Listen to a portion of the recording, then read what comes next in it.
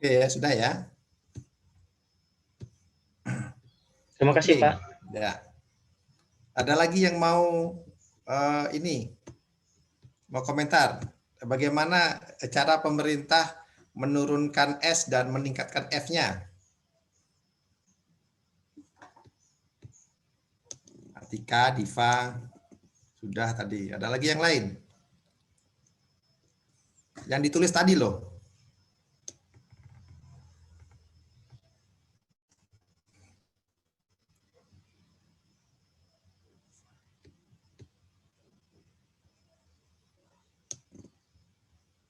Ya, kira-kira dari yang Anda tulis tadi itu menurunkan S apa menaikkan F?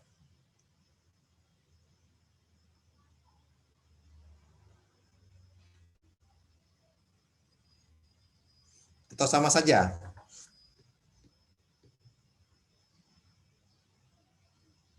Jawaban saya sebagian besar disebutin sama Atik sama Diva sih, Pak. Oh, sudah sama ya. Oke, ya. Ya. Oke, ya. Jadi kalau gitu kita mengacu ke jawaban mereka ya. Jadi ya bisa ya. Jadi tadi yang disampaikan Diva sama Atika gitu ya. Ya, bagaimana cara menurunkan es? Tadi caranya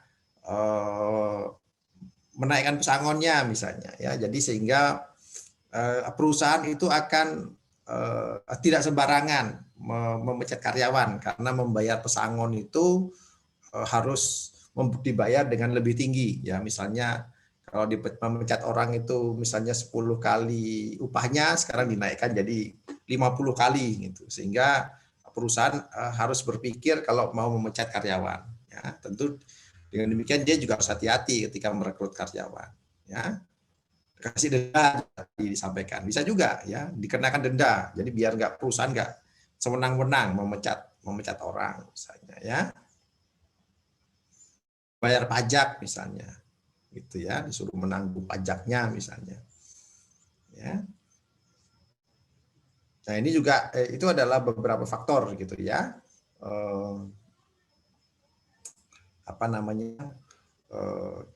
kemudian juga bisa mendorong untuk memperkuat serikat pekerja misalnya, bisa juga ya, untuk melindungi hak para pekerja, para karyawannya ya, diperkuat serikat pekerjanya ya. Kemudian kalau tadi bagaimana caranya mendorong meningkatkan F gitu ya, tadi disebutkan ya, dibuatkan pelatihan gitu ya, agar si pekerja itu, si calon pekerja ini, si pengangguran ini bisa mempunyai keterampilan yang sesuai dengan yang dibutuhkan industri saat ini gitu ya. Kalau dia awalnya petani, sedangkan yang dibutuhkan itu di sektor manufaktur misalnya, maka dia harus diberikan pembekalan gitu ya. Kemudian juga pemerintah bisa membuat info lowongan kerja, bursa kerja ya, untuk menyebarkan informasi ya, agar orang yang pengangguran ini bisa memperoleh akses ya, tadi memberikan lowongan kerja, membuka bursa gitu ya. Ya, itu adalah beberapa kewajiban yang bisa dibuat oleh pemerintah ya.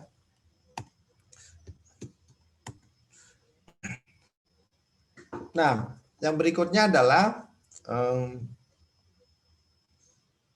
kalau memang di dalam kondisi mapan itu ya, kalau dalam kondisi mapan itu tingkat orang memperoleh pekerjaan itu adalah konstan ya, orang yang memperoleh pekerjaan itu instan ya, artinya adalah begitu dia berhenti bekerja langsung dia peroleh pekerjaan ya, maka F-nya itu sama dengan 1 ya.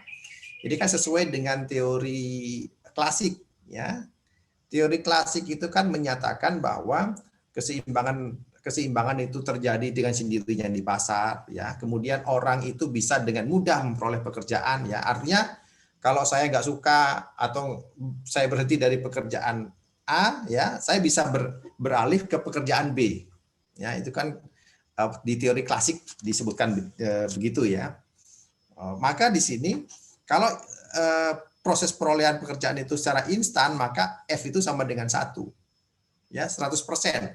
Orang yang menganggur akan 100% mudah masuk ke pasar tenaga kerja. Ya, namun dalam kenyataannya ternyata demikian, ya. Tidak perolehan pekerjaan itu tidak bisa langsung 100%. Ya, jadi pertanyaannya adalah mengapa demikian? Mengapa terjadi pengangguran? Ya. Ada 2 alasan di sini ya, mengapa tingkat perolehan pekerjaan itu tidak bisa 100%. Ya. Yang pertama adalah proses pencarian pekerjaan. Ya. Yang kedua itu adalah adanya kekakuan upah. Ya. Nah, ini yang kita bahas satu persatu. Yang pertama itu adalah proses pencarian pekerjaan, ya, dalam rangka mencari pekerjaan, ya, ada yang disebut sebagai pengangguran friksional, ya, yang disebabkan oleh waktu yang dibutuhkan oleh seorang pekerja untuk memperoleh pekerjaan, ya. Jadi meskipun upah itu bisa menyesuaikan, ya, bisa menyesuaikan sesuai dengan keseimbangan di pasar, gitu ya. Kemudian pekerjaan juga cukup tersedia, namun tetap bisa terjadi pengangguran. Mengapa? Karena tidak semua pekerjaan itu cocok dengan setiap orang. Ya, setiap pekerja itu, setiap orang punya kemampuan yang berbeda-beda. Mereka juga punya preferensi yang berbeda-beda. Ya. Jadi tidak mungkin orang yang misalnya orang yang dulu bekerja di agraris, di pertanian, ya, kemudian ketika semakin sedikit jumlah lahannya atau semakin sedikit lowongan jadi petani, dia tidak mudah langsung beralih menjadi pekerja di pabrik misalnya, di manufaktur misalnya. Ya. Jadi dia harus perlu belajar dulu kalau dia mau bekerja di sektor manufaktur. Dia harus belajar dulu menyesuaikan skill-nya. Ya. Kemudian juga tergantung dari preferensinya. Ya, tergantung preferensinya. Ya. Ada orang yang mungkin lebih senang misalnya dia bekerja di proyek misalnya. Ya. Sehingga dia bisa jalan-jalan, bisa di luar gitu. Tapi ada juga orang yang lebih prefer senang bekerja di kantor katanya, ya, karena dia lebih merasa nyaman kalau dia di kantor, ya. Dia duduk di dalam ruangan. Itu adalah preferensi. Sehingga kalau terjadi perubahan gitu ya, tidak mudah menyuruh orang, memindahkan orang yang senang bekerja di kantor kemudian berpindah ke pekerjaan yang di luar kantor. Demikian juga sebaliknya ya, orang yang senang bekerja di luar di proyek itu disuruh kerja di kantor belum tentu dia suka gitu ya. Belum tentu dia bisa menemukan pekerjaan yang cocok dengan seleranya. Ya. Demikian juga dari sisi pekerjanya, demikian juga dengan lowongan kerja. Ya, lowongan kerja juga demikian. Meskipun lowongan kerja banyak, tetapi setiap pekerjaan itu kan meminta syarat skill yang berbeda-beda. Ya, sehingga jumlah pekerjaan yang tersedia ya dengan skill tertentu tadi mungkin tidak cocok dengan karakteristik atau komposisi jumlah orang yang ingin mencari pekerjaan. Ya. Kemudian yang berikutnya juga adanya mobilitas, ya. Tidak mudah memindahkan orang misalnya ya, karena di Jawa itu sudah penuh banyak orang sehingga lowongan pekerjaan terbatas. Ya, sedangkan di Papua misalnya itu lowongan kerja ada, ya. Namun akses orang untuk dari Jawa ke Papua itu agak kesulitan sehingga tidak bisa ya, informasi yang ada di sana tidak bisa, mungkin informasi diperoleh tapi akses ke sana tidak mudah ya, selain juga hambatan yang lain gitu ya, tidak mudah memindahkan orang karena proses geografis ini. Ya, atau memindahkan pekerjaan dari desa ke kota ya, atau antar kota misalnya. Ya. Sebagai contoh sekarang pergerakan geografis itu kalau Anda lihat misalnya ya, bagaimana upah pekerja yang ada di sekitar Jabodetabek ini sudah tinggi kan, sehingga banyak pabrik yang dulunya banyak di Jabodetabek sekarang pindah ya ke daerah lain, misalnya pindah ke Jawa Tengah ya, yang upahnya lebih rendah di sana. Nah, tentu agak kesulitan sebagian orang yang sudah lama tinggal di daerah Jabodetabek ya, keluarganya di sini, memindahkan mereka ke daerah Jawa Tengah gitu ya, atau keluar pulau sekalian gitu ya. Nah, ini. Ya, kemudian yang lain juga adanya arus informasi ya yang tidak sempurna gitu ya. Informasi tentang lowongan pekerjaan itu tidak bisa diakses oleh seluruh orang ya. Nah, tapi mungkin dengan adanya era sekarang, internet itu sekarang mungkin lebih mudah gitu ya. Tapi kan tidak semua lowongan kerjaan itu bisa disampaikan secara terbuka gitu ya. Karena kalau lowongan kerjaan itu secara umum itu terbuka, kadang-kadang itu akan kesulitan buat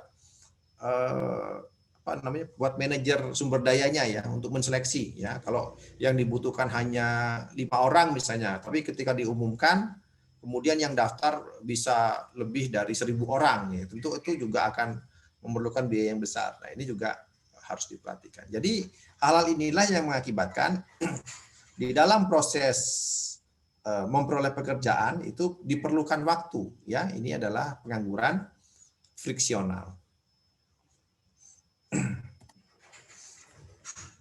Nah, kemudian juga pengangguran friksional ini antara lain juga diakibatkan oleh pergeseran sektoral.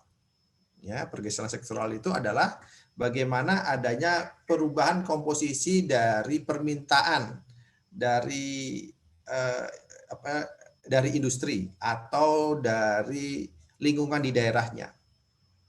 Ya, misalnya ketika terjadi perkembangan teknologi, gitu ya, maka akan lebih banyak dibutuhkan orang jasa memperbaiki komputer dan lebih sedikit orang yang memperbaiki mesin ketik misalnya, ya karena kebutuhan mesin ketik sudah nggak dipakai lagi.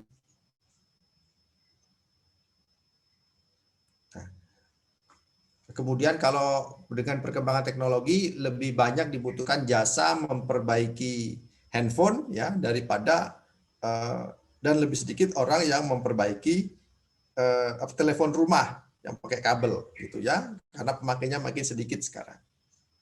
Artinya dengan adanya perubahan teknologi ini akan terjadi pergeseran ya. Semula orang yang bekerja di bidang mesin ketik itu akan semakin sedikit, orang yang bekerja di bidang komputer, perbaikan komputer akan makin banyak. Ya. Kemudian contoh lain, akibat adanya perjanjian atau kebijakan tentang perdagangan internasional misalnya, ya, sehingga sekarang pemerintah mendorong ekspor, ya, dan membatasi impor. Akibatnya adalah permintaan tenaga kerja di sektor yang barangnya itu diekspor itu lebih banyak, sedangkan sektor yang impor itu akan mengalami penurunan, sehingga orang yang dulunya bekerja di sektor yang impor itu dia harus pindah ke sektor yang ekspor sekarang. Nah ini mengakibatkan pergeseran sektoral ini juga mengakibatkan terjadinya pengangguran friksional. Nah, kalau Anda lihat di sini ya, ini data di Amerika ya, kita bandingkan di tahun 1960-an dibandingkan dengan tahun 2012 ya. Contoh misalnya yang bekerja di agriculture misalnya ya, di pertanian ya, tahun 60-an di Amerika itu tenaga kerja pertanian itu 4,2%. Ya, sekarang tahun 2012 hanya ya 1%, ya 1,3%. Ya, artinya apa? Semakin sedikit orang jadi petani. Ya, dari 4% jadi 1,3%. Ya. Orang yang kerja di pabrik manufacturing ya, dulu 28%, sekarang turun menjadi 13%. Makin sedikit orang yang bekerja di pabrik. Ya. Kita lihat sekarang yang paling besar peningkatannya adalah orang yang bekerja di sektor jasa. Ya. Dulu 57%, ya, 2012 naik menjadi 77%. Ya, jadi sekarang semakin banyak orang yang bekerja di sektor jasa. Ya. Apa ini contohnya sektor jasa ini?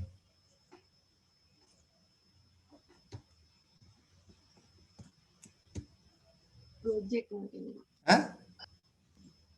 Ojek online, Pak. Ojek online. Oh, ya boleh, ojek online. Apalagi kira-kira? Ahli IT mungkin, Pak. Ahli IT, ya. Ya. Ya, jadi konsultan misalnya gitu ya. Konsultan pajak, konsultan akuntansi, konsultan hukum misalnya ya. Jadi sektor jasa pengiriman ya. Jadi YouTuber misalnya. Itu kan sektor jasa semua ya. Jadi semakin banyak orang meninggalkan pekerjaan-pekerjaan yang sifatnya fisik ini lebih ke sektor jasa, jasa layanan.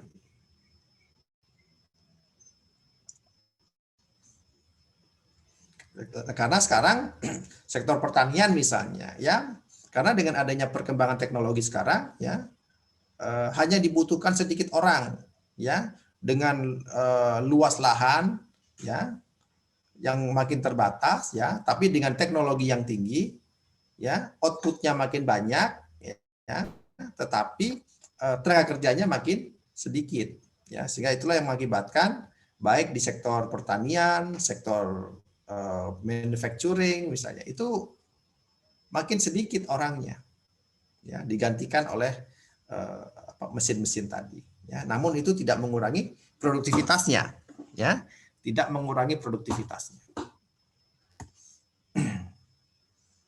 Nah, sebagai contoh di sini dijelaskan misalnya bagaimana terjadi pergeseran sektoral ya akibat adanya revolusi industri di tahun 1800-an ya, ditemukannya mesin uap ya. Maka sekarang mulai ada pergeseran ya dari orang yang dulu bekerja di pertanian ya, para tuan tanah itu yang kaya dari sektor pertanian, sekarang orang-orang kayanya pindah menjadi orang-orang yang punya pabrik ya, manufacturing ya. Jadi orang-orang tuan tanah yang kaya sekarang makin menurun ya. Sekarang orang yang kaya itu orang yang punya pabrik ya. Kemudian orang mulai shifting dari pertanian ke bekerja di pabrik. Nah, kemudian di tahun 1970-an ya, akibat kenaikan harga minyak yang sangat tinggi ya, di mana harga minyak itu adalah kebutuhan untuk menjalankan mesin pabrik gitu ya. Ketika harga minyak makin tinggi ya, maka orang mulai berpikir gimana caranya membuat mesin yang lebih hemat energi ya. Orang mulai beralih menggunakan mobil dulu yang besar, pilih mobil yang lebih kecil, yang lebih hemat energi ya. Nah, inilah yang sekarang sudah banyak ya, ada sepeda listrik misalnya gitu ya. Jadi dengan adanya krisis energi, semakin mahal bahan bakar minyak, maka orang mulai berpikir untuk mencari alternatif mesin yang lebih efisien ya. Kemudian juga kalau Anda lihat dari data GDP itu ya, persentase pengeluaran ya dari penghasilan ya, dari pendapatan itu ya. Kalau dari tahun 60-an misalnya ya, bagian dari pendapatan yang dimiliki ya, itu hanya 5% dari pendapatan itu digunakan untuk perawatan kesehatan. Ya. Kemudian kalau kita lihat tahun 80 naik 9%, tahun 2000 13%, ya 2010 udah 17%. Ya, artinya adalah semakin besar biaya perawatan kesehatan, ya, dari bagian dari pendapatannya. Ya, jadi apa namanya, sekarang semakin banyak orang itu yang membeli suplemen kesehatan misalnya, gitu ya. Bagaimana agar awet muda, biar segar gitu ya, operasi plastik misalnya gitu ya. Anti penuaan misalnya gitu ya. Sekarang pengeluaran orang itu lebih banyak di sektor perawatan kesehatan. Ya, nah ini. Jadi ini menunjukkan ada pergeseran gitu ya, ada pergeseran karena pola konsumsi orang ya. Kalau pola konsumsinya berubah ya tentu sektor-sektornya juga berubah gitu ya. Orang yang dulu bekerja di sektor manufacturing tentang makanan gitu ya. Sekarang banyak juga manufacturing di bidang obat-obatan atau juga layanan atau jasa di bidang kesehatan itu makin banyak. Itu ya, jasa kecantikan dan sebagainya. Nah, ini adalah terjadi pergeseran sektoral.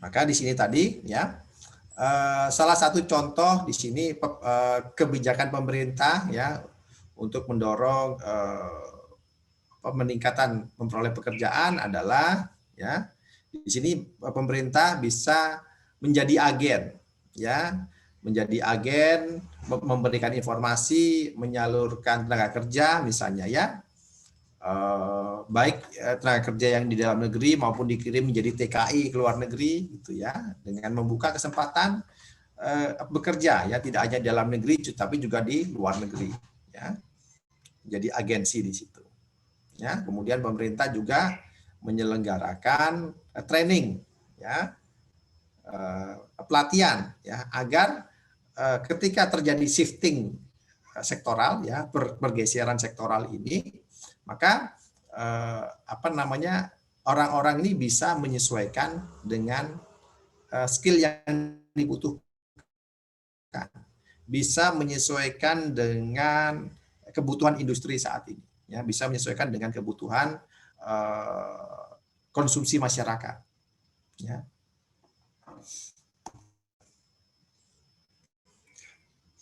Nah, kemudian adalah di beberapa negara gitu ya, meskipun itu tidak semua, juga diperkenalkan yang namanya asuransi pengangguran. Ya. Jadi asuransi pengangguran ini sudah dikenalkan di negara dan di Indonesia mungkin baru dikenalkan tahun lalu, gitu ya. Tapi itu juga masih berbeda ya dengan di negara-negara lain ya. Jadi asuransi pengangguran itu jadi dari sebagian upah para pekerja ya, itu dipotong ya, kemudian dimasukkan sebagai premi asuransi untuk membayar asuransi ya. Jadi kalau berhenti dari pekerjaan ya, dipecat menjadi pengangguran, maka orang ini akan memperoleh biaya pertanggungan selama dia menganggur. Itu ya, jadi selama dia tidak bekerja, kehilangan pendapatan, maka selama dia menganggur tadi dia akan ditanggung ya, biaya hidupnya dari asuransi. Ya, dengan adanya asuransi pengangguran ini ternyata justru akan mendorong pengangguran friksional. Ya, sehingga mengapa kadang-kadang asuransi pengangguran ini tidak diterapkan di semua negara ya. Asuransi pengangguran justru mendorong pengangguran friksional. Ya. Karena dengan adanya asuransi pengangguran akan mengurangi biaya pengorbanan dari orang yang menganggur gitu ya. Kan karena ketika orang itu menganggur ya, maka dia masih memperoleh uang santunan dari asuransi. Ya, akibatnya dia tidak merasa untuk buru-buru cari pekerjaan, ya, lebih santai karena dia hidupnya nganggur pun dapat penghasilan, gitu ya, sehingga menurunkan keinginannya untuk mencari pekerjaan, F-nya menjadi turun, niat mencari pekerjaannya jadi turun gara-gara ditanggung oleh asuransi. Di beberapa studi hasil penelitian itu menunjukkan, ya, semakin lama asuransi pengangguran itu diberikan, semakin lama juga orang itu mencari pekerjaan, makin pilih-pilih dia, ya. Jadi kalau pengangguran misalnya asuransinya hanya 6 bulan dengan asuransi selama 2 tahun misalnya, maka negara yang menerapkan asuransi pengangguran sampai 2 tahun itu, angka penganggurannya akan meningkat lebih banyak, ya, karena masa dia memperoleh tanggung asuransi lebih lama. Ya. Jadi sebenarnya asuransi pengangguran itu diniatkan, ya, untuk menanggung para pengangguran tadi selama masa dia proses mencari pekerjaan. Ya. Jadi niatnya itu. Jadi tujuannya adalah kalau dia berhenti bekerja, maka dia akan ditanggung hidupnya sementara oleh asuransi. Ya, dengan demikian dia akan lebih terjamin, ya. Kemudian bisa mencari pekerjaan yang lebih cocok dengan kemampuannya, ya, dengan seleranya. Ya. Diharapkan kalau dia sudah menemukan pekerjaan yang cocok, yang sesuai, ya, maka dia akan lebih betah bekerja, ya, tidak mudah berpindah pekerjaan. Kemudian dia bekerja lebih produktif, dia lebih senang karena menemukan pekerjaan yang sesuai, gitu ya. Kalau lebih produktif, maka dia juga akan bisa memperoleh income, pendapatan yang lebih besar, terutama, gitu ya. Oke, itu ya. Jadi itu adalah salah satu mengapa masih terjadi pengangguran, ya. Jadi ada proses dalam mencari pekerjaan. Nah, yang kedua adalah penyebab adanya pengangguran ini adalah adanya kekakuan upah. Ya.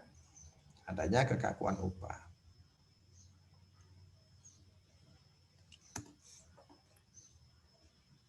Jadi kekakuan upah ini terjadi karena kalau kita lihat grafik hubungan antara upah real dengan tenaga kerja, gitu ya. Supply itu menunjukkan jumlah orang yang ingin bekerja, gitu ya. Jumlah populasi, ya, jumlah angkatan kerja, ya, orang yang ingin bekerja, ya, supply-nya. Sedangkan demand-nya itu adalah permintaan dari industri, permintaan dari perusahaan yang ingin mencari pekerjaan, ya.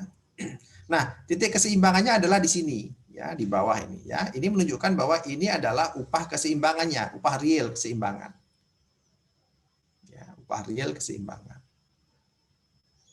Kalau ada upah real yang berada di atas upah keseimbangan, gitu ya, maka di sini Anda akan lihat bahwa supply, ya, penawaran kerja dari para pekerja itu lebih besar daripada permintaan perusahaan untuk memperoleh pekerja, untuk memperoleh karyawan.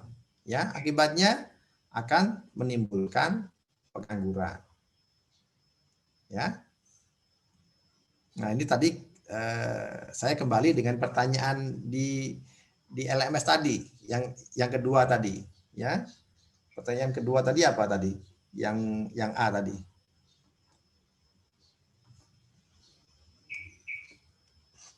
Kenaikan upah minimum setiap tahun, Pak. Nah, bagaimana menurut Anda?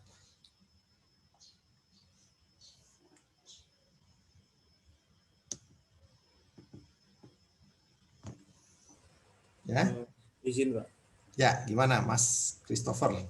kalau menurut saya kalau pemerintah itu menaikkan upah minimum setiap tahunnya itu justru sebenarnya akan menaikkan pengangguran Pak, karena kalau kenaikan upah minimumnya sampai melebihi itu tingkat keseimbangannya itu berarti harus ada penyesuaian pemberian gaji gitu, penyesuaian keuangan dari perusahaan.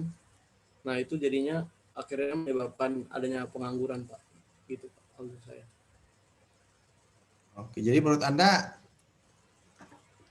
setuju dengan ini Iya, Pak, setuju. kenaikan? Hah? Kalau gimana, Pak, maksudnya? Kalau misalnya intinya kalau misalnya kenaikan upah minimum itu ditetapkan pemerintah setiap tahunnya, terus kenaikannya itu sampai di atas tingkat keseimbangan real gajinya, itu akan menyebabkan adanya pengangguran, Pak. Selama ini kan memang di atas ini, di atas keseimbangan pasar. Iya sih Pak, karena kan jadi akhirnya perusahaan itu harus menyeimbangkan sama kondisi keuangannya gitu Pak. Jadi kira-kira menurut Anda gimana? Perlu nggak pemerintah menaikkan upah minimum? Kalau setiap tahun, kayaknya mungkin harus ada Pak, penyeimbangan juga sih Pak, sama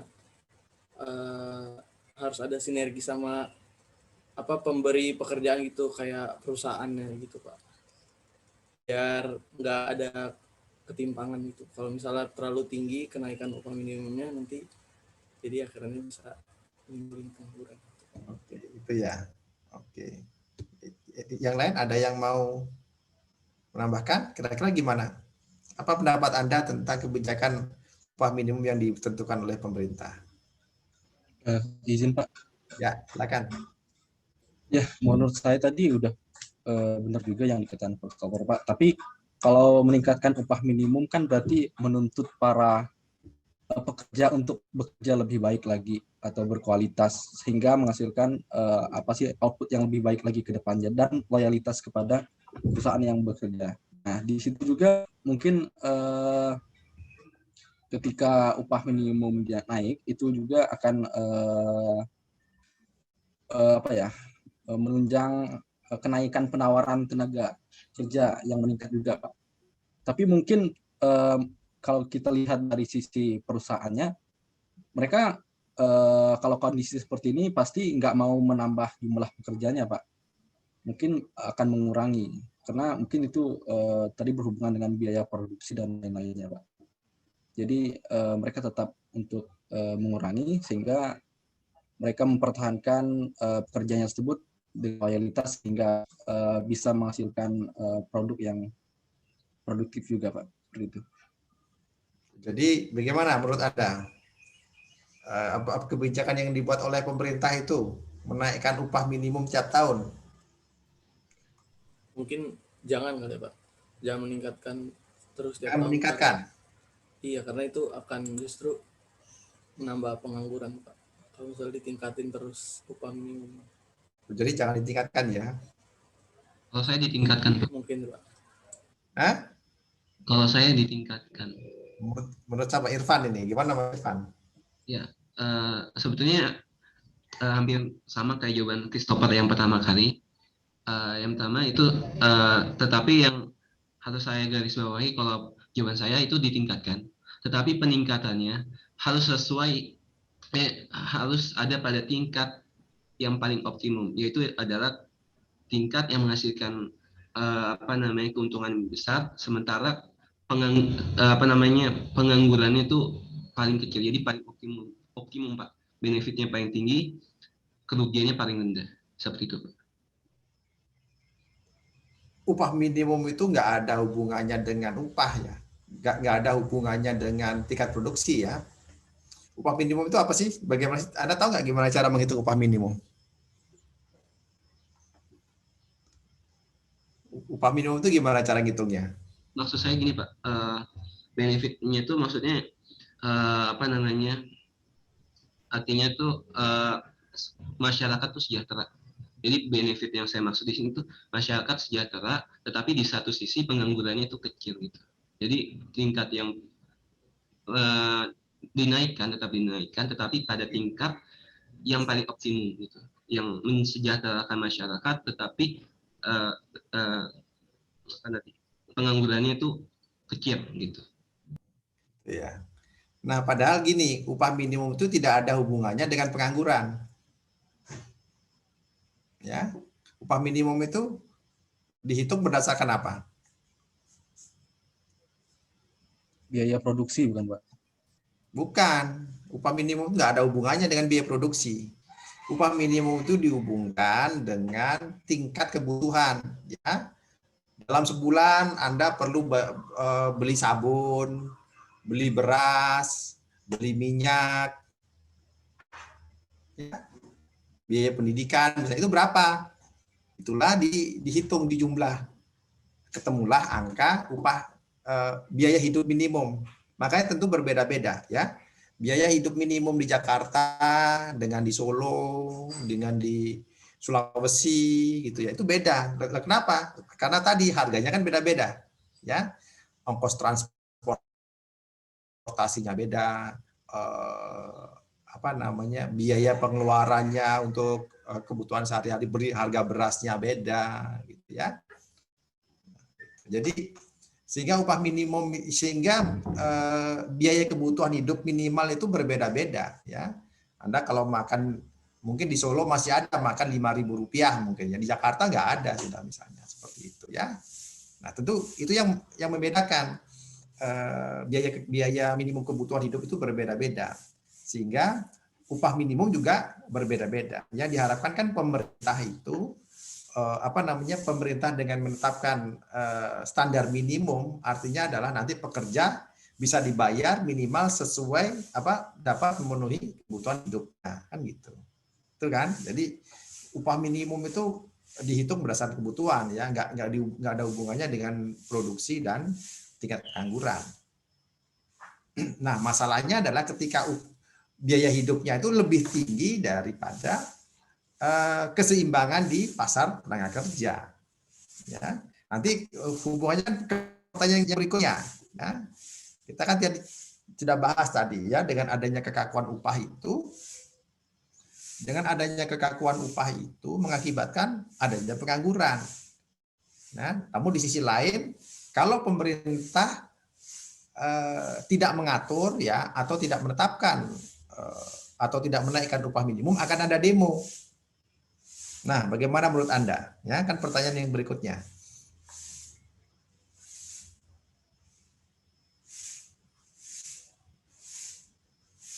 Gimana diskusinya? Apa yang tadi Anda tulis di situ?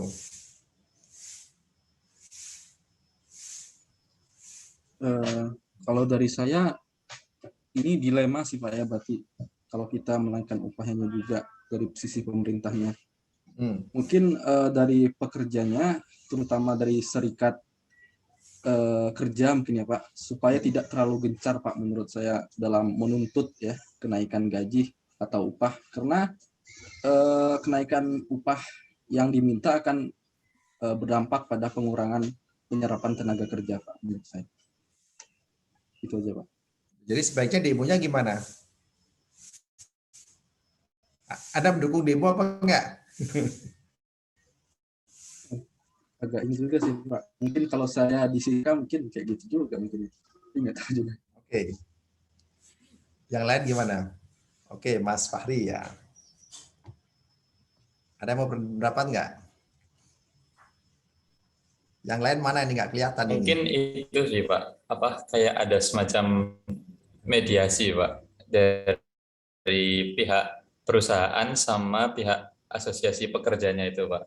Kalau misal terkait sama nggak dinaikannya UMR itu Pak, upah minimum itu, jadinya kayak dari dua pihak, entah dari pihak pemberi gaji maupun pihak pekerja itu juga sama-sama mengerti sama situasi keadaannya gitu sih Pak. ada mediasi ya, gitu ya. Iya, Pak. Oke. Ya, bisa juga. Ada lagi yang lain. Kalau menurut Anda, ketika ada demo minta kenaikan upah, itu sebenarnya kepentingan angkatan kerja atau para pekerja? Ke para pekerjanya sih, Pak.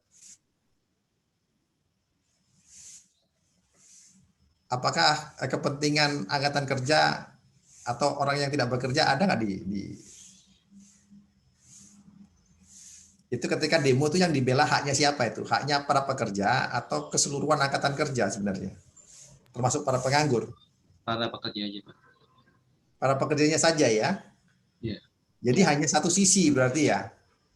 Tidak membela seluruh kaum pekerja ya? Enggak, Pak. Ya enggak? Atau gitu, atau gimana? Kan katanya kalau demo itu membela seluruh pekerja. Padahal kan seluruh angkatan kerja belum tentu bekerja kan? Gitu ya? Iya Pak, betul Pak. Ya kan? Belum tentu mereka semua. Jadi mereka itu lebih membela kepada haknya orang yang bekerja, gitu ya. Tapi itu tadi ya. Penganggur yang belum memperoleh pekerjaan tidak terwakili di situ, gitu ya. Jadi ya memang ini perlu perlu pendekatan ya. Bagaimana pemerintah itu kan ya orang yang bekerja, ada sisi orang juga yang perlu mencari pekerjaan. Ya, nah ini yang harus dibuat oleh kebijakan yang diperhatikan oleh pemerintah. Ya.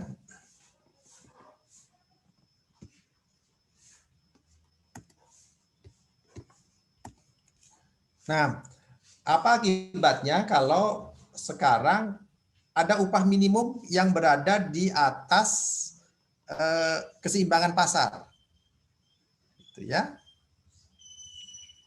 Maka ini akan mengakibatkan ya perusahaan akan melakukan rasionalisasi, akan melakukan pembatasan, ya, akan melakukan penjatahan bekerja di antara para pekerjanya.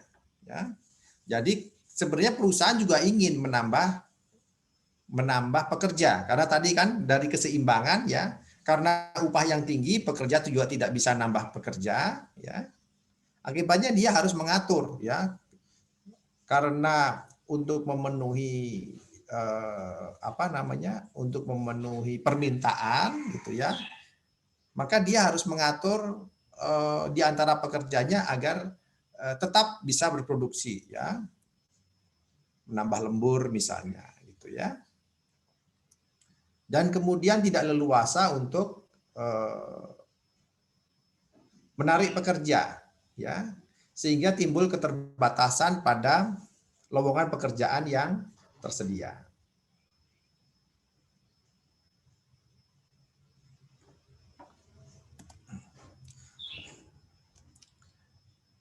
Nah, beberapa hal penyebab adanya kekakuan upah, gitu ya, ini disebabkan oleh adanya upah minimum.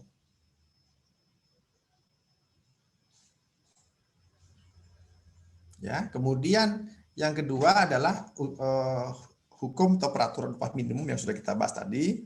Kemudian ada serikat pekerja dan ada kebijakan teori upah efisiensi. Ya. Nah, tadi kita sudah bahas ya bagaimana penyebab kekakuan upah itu adalah adanya peraturan tentang upah minimum, gitu ya.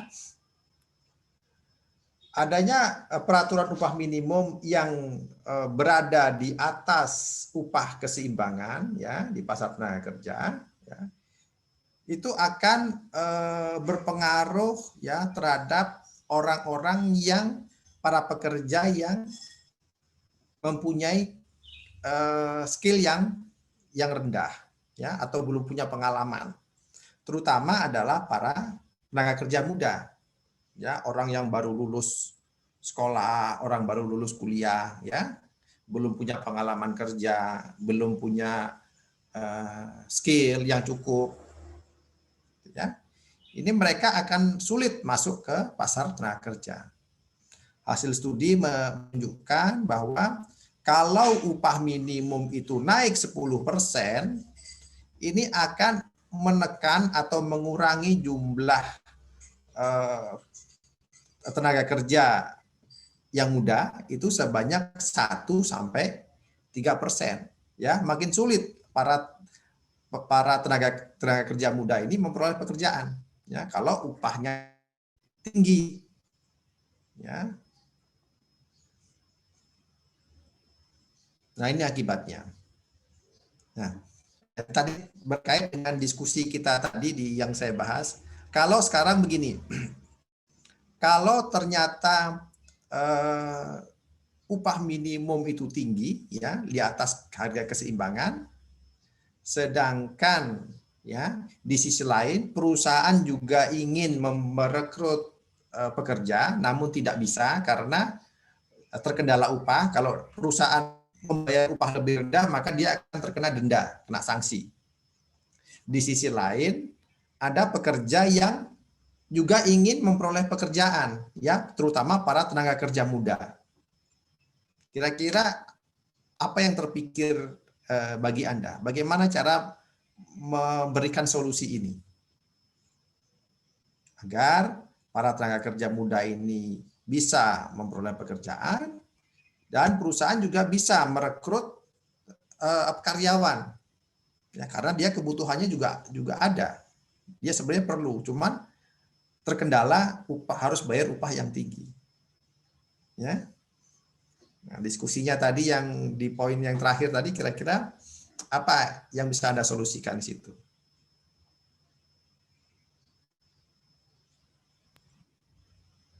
Mungkin nerapin itu kan ya Pak, prinsip people respond to incentive dengan cara memberikan reward atau jadi kayak upah yang tinggi juga meningkatin produktivitas mereka gitu. Jadi kalau misalnya produktivitas dari si pekerja ini bagus, ya upahnya tinggi gitu.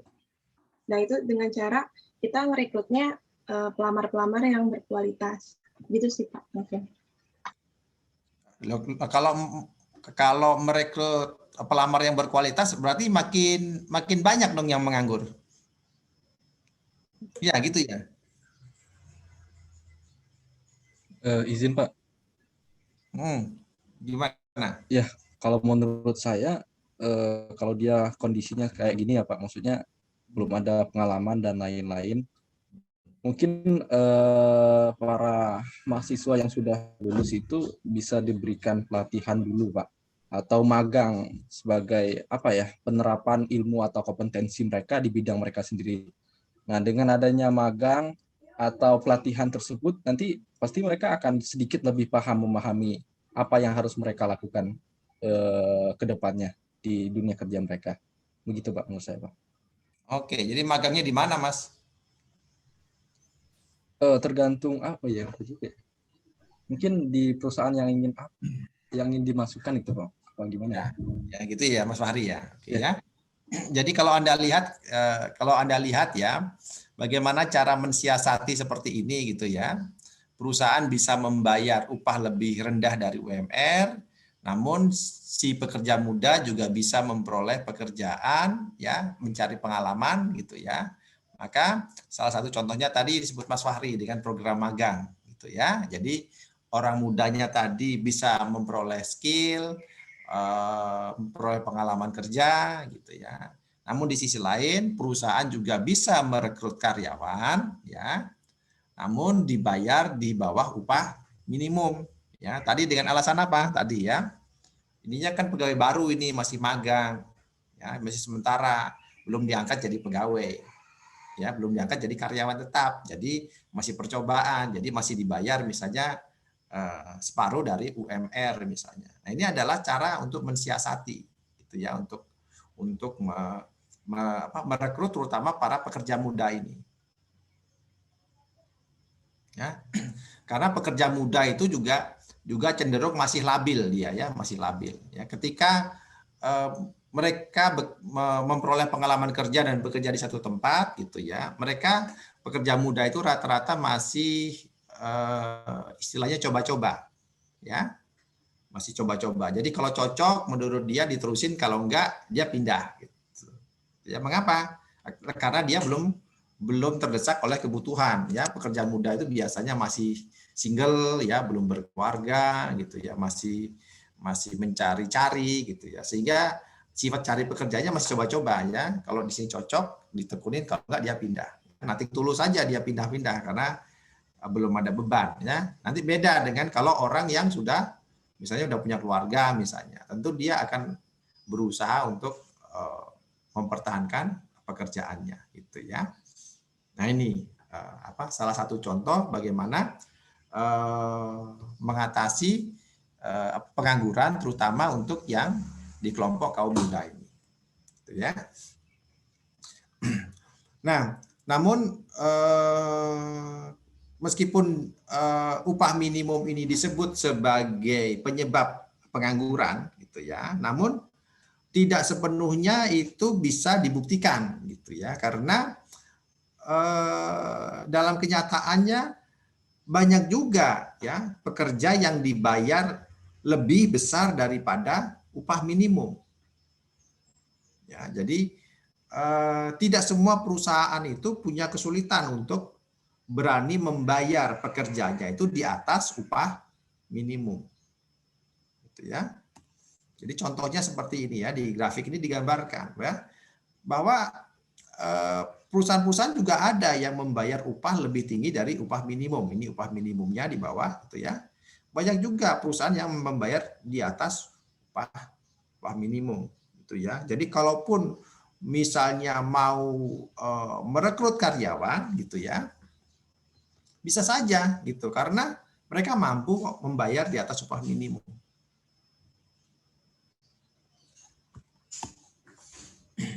Nah, kemudian yang kedua itu adalah serikat pekerja. Ya, serikat pekerja itu adalah bagaimana menjadikan kekuatan monopoli yang dimiliki serikat pekerja ini untuk menjamin agar hak atau upah para pekerja yang menjadi anggotanya itu memperoleh upah yang lebih tinggi. Ya, dia selalu menegosiasikan dengan perusahaan. Ya. Bahkan kekuatan dari serikat pekerja itu bisa meningkatkan upah lebih tinggi daripada upah keseimbangan di pasar. Ya. Meskipun tidak ada misalnya tidak ada pengaturan upah minimum pun ya, dengan adanya serikat pekerja yang kuat itu bisa mendorong upah lebih tinggi. Ya. Sehingga ini yang bisa mengakibatkan juga timbulnya pengangguran, ya pengangguran terutama orang-orang yang berada di luar perusahaan, orang-orang yang di luar serikat pekerja. Ya, bagi para insiders, ya orang-orang yang pekerja yang menjadi anggota serikat pekerja, ya mereka lebih fokus untuk bagaimana meningkatkan upah yang dia perolehnya sendiri. Ya. Nah, maka yang menjadi korban tentu para outsider ini, ya orang-orang yang menganggur, orang-orang yang berada di luar serikat pekerja, gitu ya, yang sebenarnya dia mau bekerja memperoleh upah yang lebih rendah, gitu ya, upah sesuai dengan keseimbangan pasar, ya, tapi karena adanya kekuatan serikat pekerja, mereka tidak bisa memperoleh pekerjaan, ya, karena perusahaan harus membayar upah yang tinggi sesuai dengan permintaan serikat pekerja. Ya. Nah, di sini Anda bisa lihat ya di datanya misalnya beberapa sektor industri ya yang menunjukkan tingkat upah pekerja. Ya. Misalnya di sektor transportasi ini misalnya ya. Ketika sektor transportasi upah anggota serikat pekerjanya 123% lebih tinggi daripada yang bukan serikat pekerja. Ya. Upahnya lebih tinggi 23% daripada upah para pekerja yang bukan anggota serikat pekerja. Maka akibatnya pengangguran di sektor transportasi itu tinggi 20%. Ya. Jadi semakin tinggi ya selisih antara upah orang yang bekerja dengan upah pekerja yang bukan serikat pekerja, makin tinggi selisihnya, itu pengangguran di sektor itu juga makin besar. Gitu ya. Bahkan di beberapa negara ya, serikat pekerja itu bisa mempunyai kekuatan ya, bisa menghentikan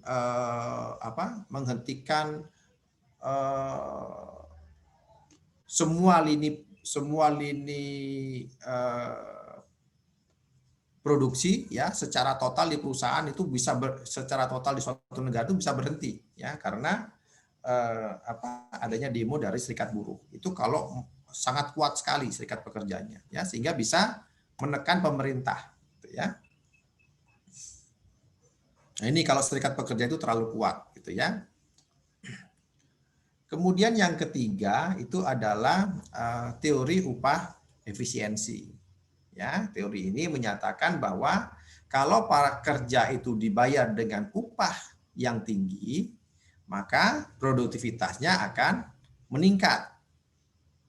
Gitu ya. Jadi menurut teori upah efisiensi ini ya daripada perusahaan itu repot-repot merekrut pekerja baru ya karena merekrut karyawan baru itu juga perlu biaya juga ya perlu biaya besar daripada susah-susah nyari pekerja baru lebih baik pekerjanya yang ada itu dinaikin aja upahnya ya agar produktivitasnya naik ya jadi kalau untuk mendorong agar mereka lebih produktif upahnya dinaikkan gitu ya sehingga mereka tentu akan memperbaiki sendiri. Para pekerja itu akan belajar sendiri, memperbaiki sistem bekerjanya. Mereka lebih produktif, ya, lebih nyaman lebih senang dengan pekerjaannya, ya. Kalau mengetahui dia dapat upah yang besar, ya, dia akan mengurangi keteledorannya, gitu ya. Dia lebih betah bekerja ya. Kalau lebih betah maka turnover-nya ya perpindahan orang itu mengalihkan pekerjaannya itu akan berkurang. Dia akan lebih betah bekerja ya. Sehingga kalau semakin betah orang bekerja maka biaya merekrut pekerja baru akan makin rendah. Bahkan dengan upah yang tinggi itu juga bisa meningkatkan kesehatan pekerjanya. Ya. Mereka bisa bekerja lebih baik. Nah, ini pertimbangannya upah efisiensi. Ya. Nah, akibat teori upah efisiensi tadi, ya, hanya menaikkan upah para pekerjanya saja, ya, ini juga yang mengakibatkan pengangguran struktural itu makin meningkat. Ya, karena pengangguran struktural itu terjadi ketika upah yang akibat dari upah yang tinggi mengakibatkan orang yang ingin bekerja dengan upah yang lebih rendah itu tidak bisa memperoleh pekerjaan. Ya, ini juga mengakibatkan pengangguran struktural. Ya.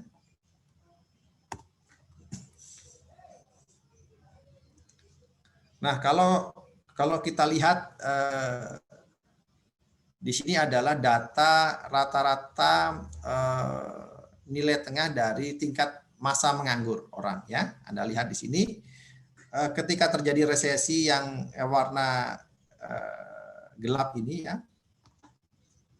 Itu menunjukkan adanya resesi. Ketika ada resesi maka pengangguran akan meningkat. Ya.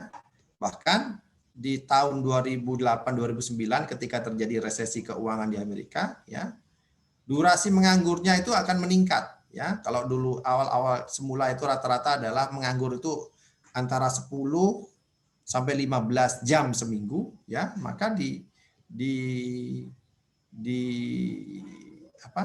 ketika di tahun 2008 2009 ya, masa menganggur itu lebih lama ya. Rata-rata orang menganggur itu 25 minggu ya, 25 minggu itu hampir setengah tahun ya, orang itu tidak peroleh pekerjaan ya. Kalau 10 minggu kan berarti ketika dia berhenti pekerjaan, 10 minggu kemudian dia dapat pekerjaan baru ya. Nah, di dalam masa resesi yang dalam gitu ya, masa menganggurnya rata-ratanya lebih lama ya, bisa sampai 25 minggu ya. Nah, ini kalau dihubungkan dengan tingkat pengangguran gitu ya.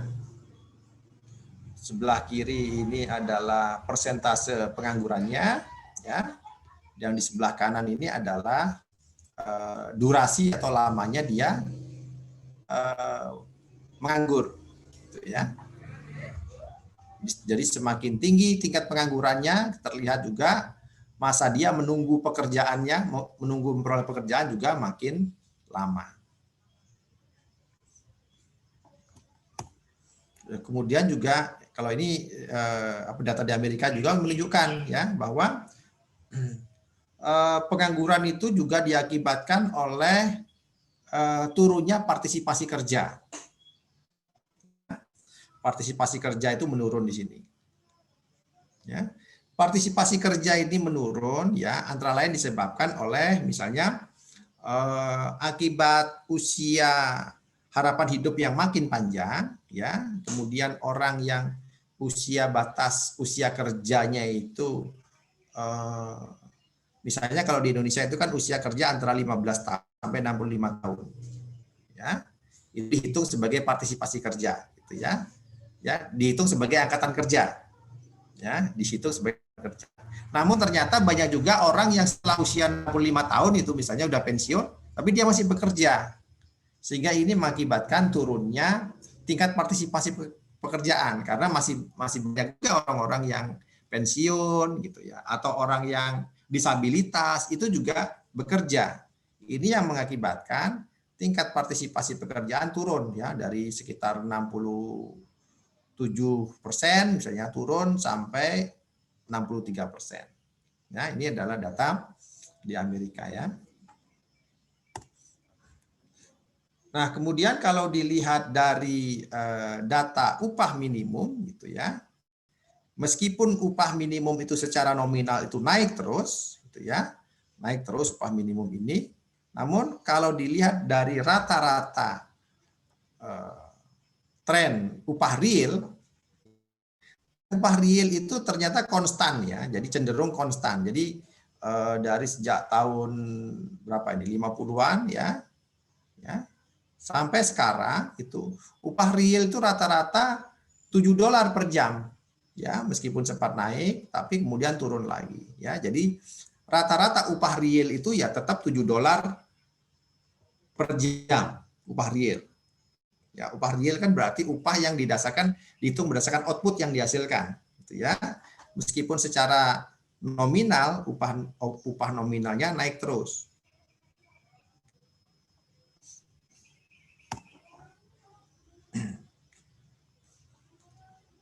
Nah, kemudian kalau kita lihat di data ini ya tentang keanggotaan dari serikat pekerja ya. Kalau kita lihat ya di tahun 30-an 12% naik sampai di tahun 54 anggota serikat pekerja itu naik 35% gitu ya. Namun setelah itu tahun 70, 83, 2013 para pekerja yang menjadi anggota serikat pekerja makin turun.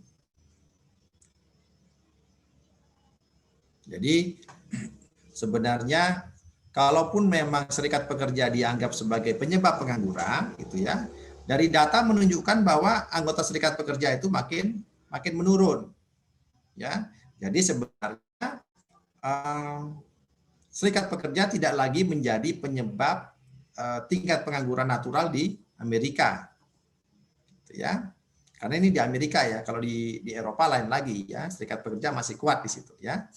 Di Amerika anggota orang pekerja menjadi anggota serikat itu makin turun. Ya.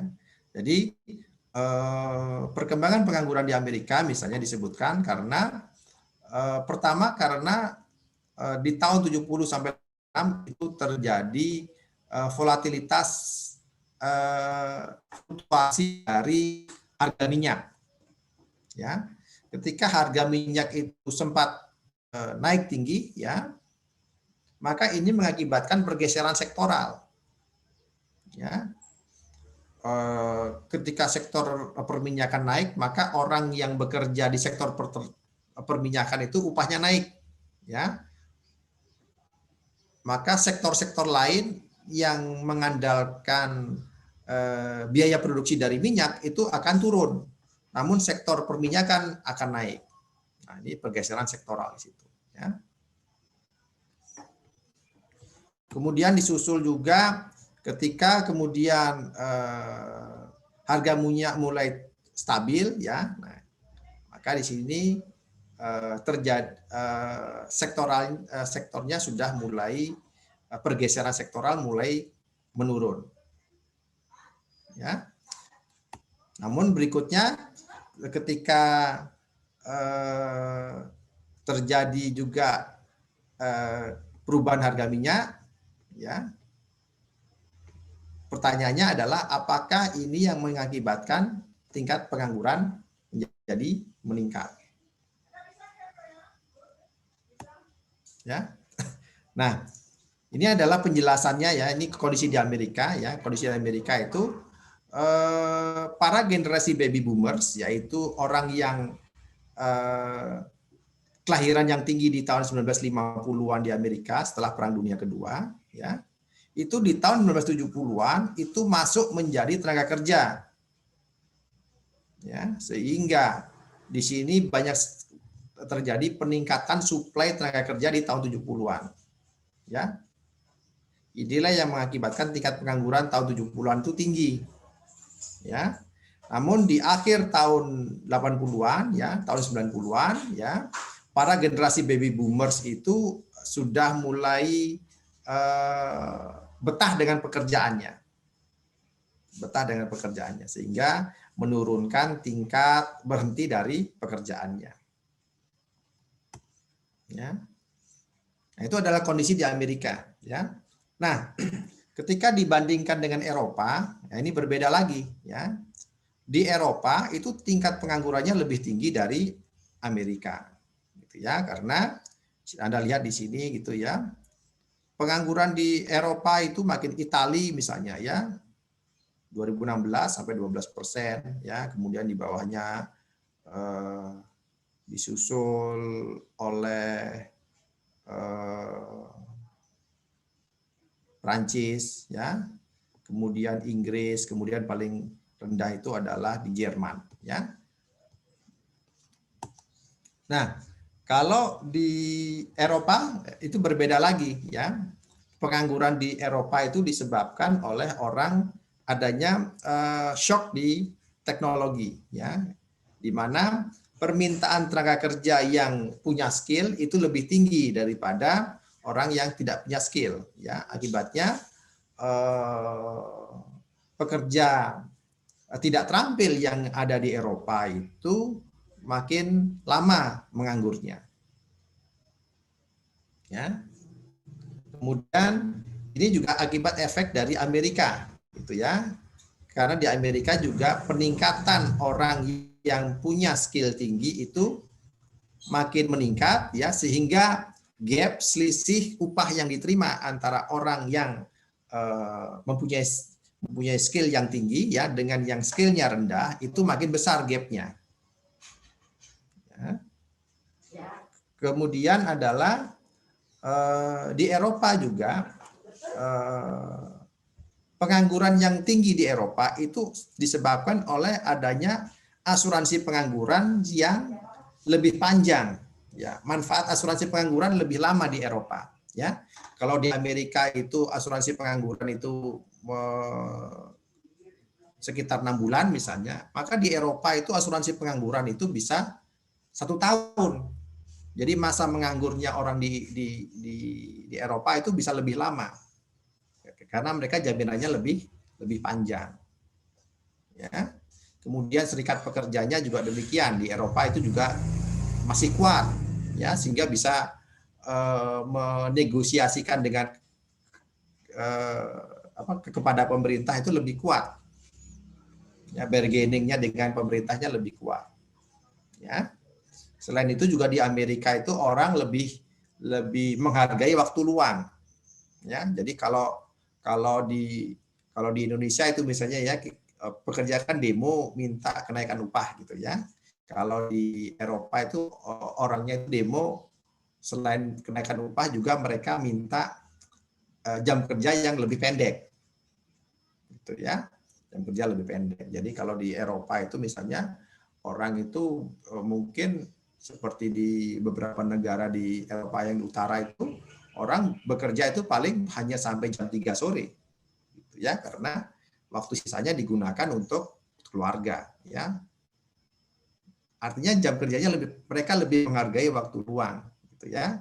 Beda dengan Amerika atau Jepang misalnya gitu ya. Jepang itu jam kerjanya bisa antara jam 9 pagi sampai jam 9 malam, ya. Amerika dari 9 sampai jam 5 sore misalnya. Ini adalah perbedaan kultur gitu ya. Sehingga ada kemungkinan orang di Eropa itu lebih mungkin untuk menjadi pengangguran lebih besar daripada orang di Amerika. Ya. Nah, ini kalau dilihat dari data para pekerja yang memakai proteksi atau perlindungan kesepakatan kerja dengan pemerintah gitu ya, Anda lihat ya, di Amerika itu hanya 12% gitu ya. Anda lihat di negara-negara di Eropa 30%, 42%, 49%, 58% ya. Artinya adalah dari persentase ini terlihat bahwa di negara Eropa itu lebih tinggi ya daripada di Amerika, gitu ya. Data analisisnya ini seperti itu. Ya, inilah yang mengakibatkan kemudian tingkat penganggurannya juga lebih tinggi di Eropa. Oke, sampai di sini ada yang mau didiskusikan? Izin diskusi Pak. Ya. Ya, jadi selama pandemi ini kan kita terus dapat dana insentif prakerja kan Pak. Nah sebenarnya itu gimana Pak pengaruhnya sebenarnya itu, atau sama nggak kayak asuransi pengangguran? Jadi sebenarnya bukannya menurunkan pengangguran, malah jadi apa namanya, nggak mau buru-buru gitu para pengangguran itu mencari pekerjaan. Ya, itu Mbak. Oke, Mbak Diva ya. Jadi terkait dengan asuransi pengangguran ya. Kalau di Indonesia itu kan baru dibuatkan tahun lalu ya. Namun kan itu kan bedanya kalau di Indonesia itu uangnya disediakan oleh pemerintah, oleh APBN, ya kan? Jadi pemerintah yang nanggung, ya, diberikan. Tapi bentuknya juga bukan uang kan? Bentuknya untuk pelatihan ya, bukan uang itu. Disediakan pelatihan untuk mereka ya. Kalau di negara-negara yang sudah menerapkan asuransi pengangguran itu berbeda ya. Jadi asuransi pengangguran itu preminya diambil dari orang yang bekerja. Jadi selama dia bekerja upahnya dipotong, bayar premi. Nanti ketika dia berhenti bekerja menganggur, dia dibayar. Jadi istilahnya dia masih mempunyai pendapatan meskipun dia menganggur. Nah, itu jelas itu bedanya di sana, Mbak. Ya, jadi asuransi pengangguran di luar negeri seperti itu, yang di negara-negara yang sudah menerapkan, ya. Nah, kalau di Indonesia lebih kepada untuk apa tadi? Untuk mengatasi F tadi ya, untuk mendorong agar orang itu bisa memperoleh pekerjaan, ya. Untuk mengatasi bagaimana untuk F-nya gitu ya. Jadi berbeda ininya, mekanismenya berbeda gitu ya. Gitu kira-kira Mbak Iva ya. Pak, terima kasih Pak. Oke, ada lagi yang lain?